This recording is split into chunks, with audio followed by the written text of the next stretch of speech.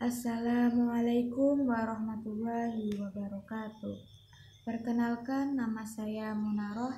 Saya dari kelas 2A Perbankan Syariah.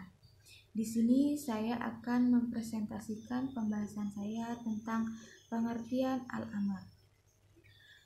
Al-amr digunakan untuk talab atau ketentuan. Perbedaan pendapat ada dalam masalah apakah al-amr secara otomatis atau dengan sendirinya menunjukkan wajib atau memerlukan adanya qarinah atau penjelasan.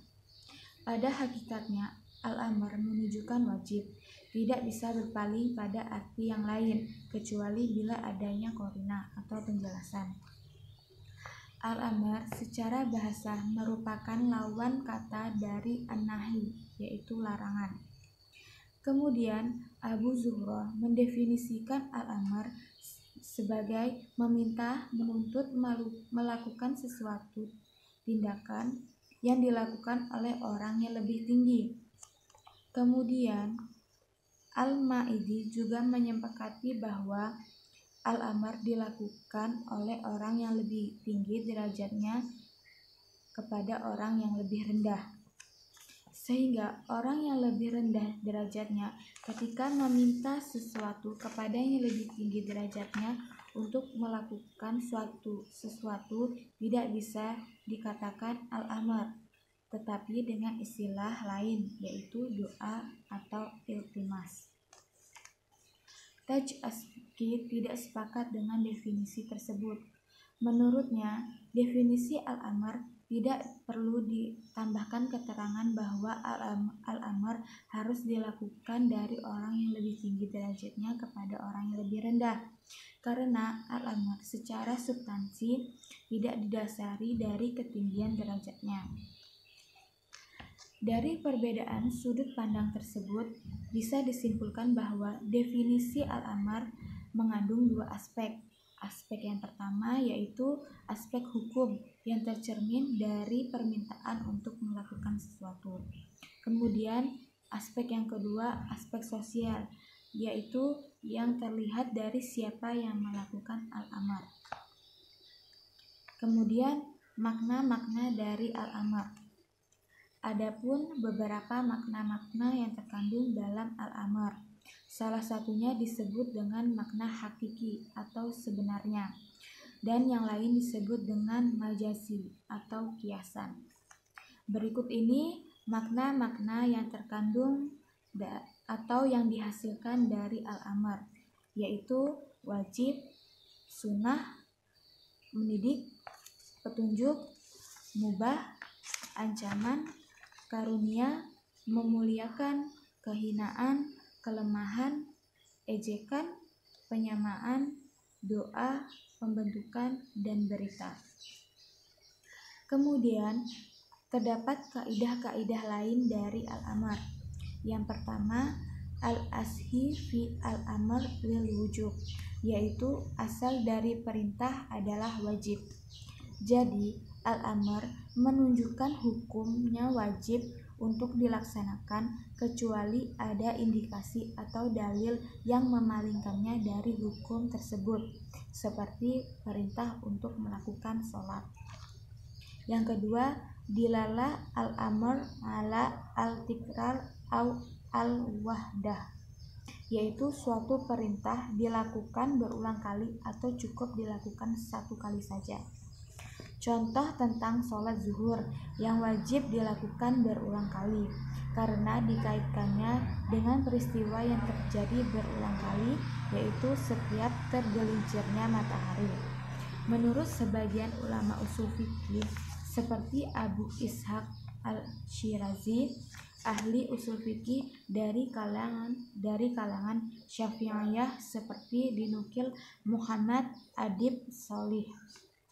Suatu perintah pada dasarnya menunjukkan berulang kali dilakukan sepanjang hidup, kecuali ada dalil yang menunjukkan cukup dilakukan satu kali saja. Kemudian yang ketiga, dilalah al-amr ala al-fawri al-taraki, yaitu suatu perintah haruskah dilakukan sesegera mungkin atau bisa ditunda-tunda.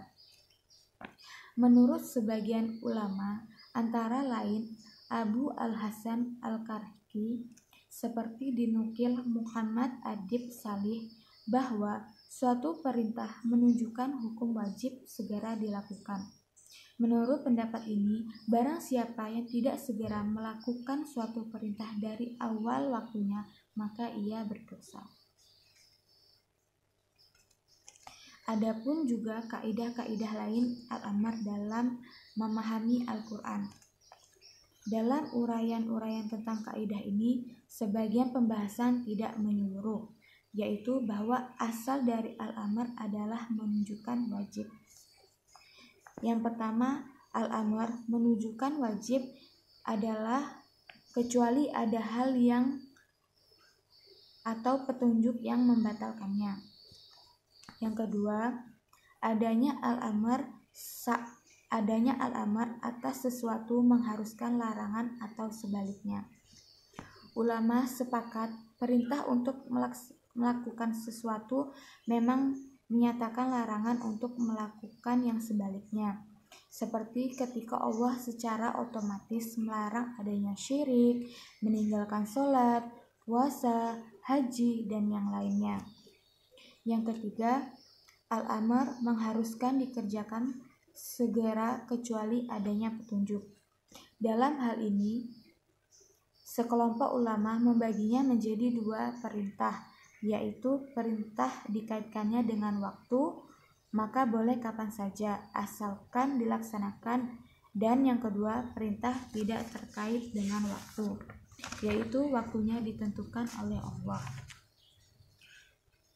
Contoh yang dibatasi oleh waktu menunaikan seperti sholat fardu, maka wajib itu setelah waktunya habis. Adapun contoh yang tidak menetapkan waktu adalah seperti perintah untuk melaksanakan denda atau kafarat. Maka pelaksanaannya bisa diundur tanpa batas waktu, tetapi dianjurkan untuk dilaksanakan segera. Yang keempat, tuntutan al-amr yang dihubungkan dengan syarat atau sifat yang mengandung arti secara berulang. Yang kelima, al-amr yang datang setelah adanya larangan, hukumnya seperti semula. Yang keenam, al-amr yang terdapat pada pertanyaan atau yang boleh, maka hukumnya boleh. 7. Perintah itu tergantung pada nama, apakah hal itu adalah menuntut pada peringkasan. Makna kaidah ini adalah sesungguhnya jika hukum disandarkan pada kuli, maka keseluruhan dan bagian-bagian itu sepadan atau sama, baik dalam tinggi rendahnya ataupun baik sedikitnya. Kemudian yang kedelapan, al-amr dengan bentuk yang berbeda, maka boleh memilih. Menurut ulama usul fikih mengatakan bahwa kewajiban dalam al-amr itu berlaku terhadap semua pilihan. Tetapi menurut ulama yang lain mengatakan bahwa bila salah satu pilihan itu dilaksanakan, maka tuntutan al-amr telah terpenuhi dan memadahi. Yang terakhir ini yang disepakati. Kemudian nomor 9, adanya al-amr untuk umum, maka mengharuskan dilakukannya setiap individu kecuali adanya qarinah. Yang terakhir, al-amr yang ada dalam Al-Quran bisa diarahkan kepada orang yang tidak termasuk di dalamnya, tetapi yang lain terkena hukum al-amr. Dan ada juga yang diarahkan kepada orang yang masuk di dalamnya dan merupakan al-amr untuk orang tersebut. Sampai di sini presentasi dari saya, kurang lebihnya saya mohon maaf. Wabillahi taufiq wal hidayah. Wassalamualaikum warahmatullahi wabarakatuh.